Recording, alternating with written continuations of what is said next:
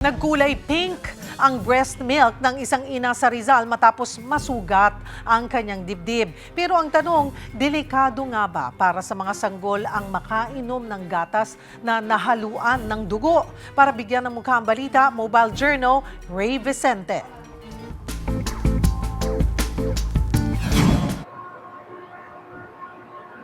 Puti ang karaniwang kulay ng gatas na nilalabas ng mga breastfeeding moms. Pero ang nanay na nakilala ko, kulay pink ang breast milk. 5 taon na ang breastfeeding mom si Nanay Apple ng Rizal. Pero ang kaibahan ngayon, kulay pink ang lumabas na gatas niya. Humalo pala kasi ang dugo na galing sa kanyang dibdib. Nakagat niya yung alam niyo na po yun. And dumugo po, may kaunting sugat pero tolerable naman po.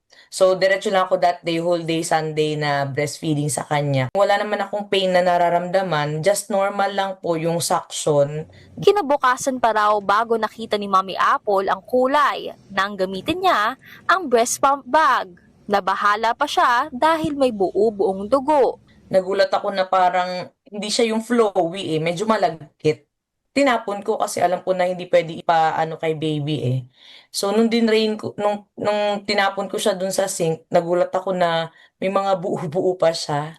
First time kasi nangyari sa akin yun during those 5 years na nagbe-breastfeed ako sa mga baby. 8 beses daw nagpapadede si Mommy Apple kada araw.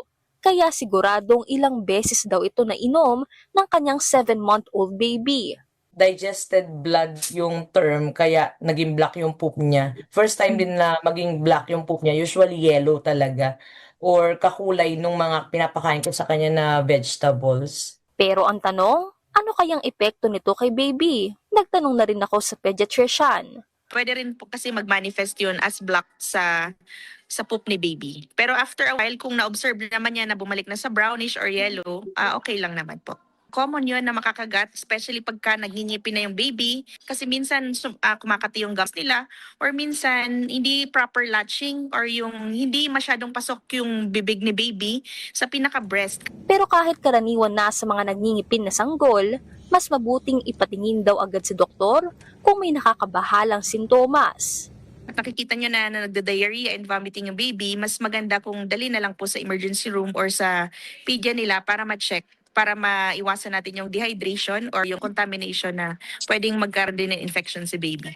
Mga kapatid, mobile journalist Ray Vicente po, hatid ang mukha ng balita.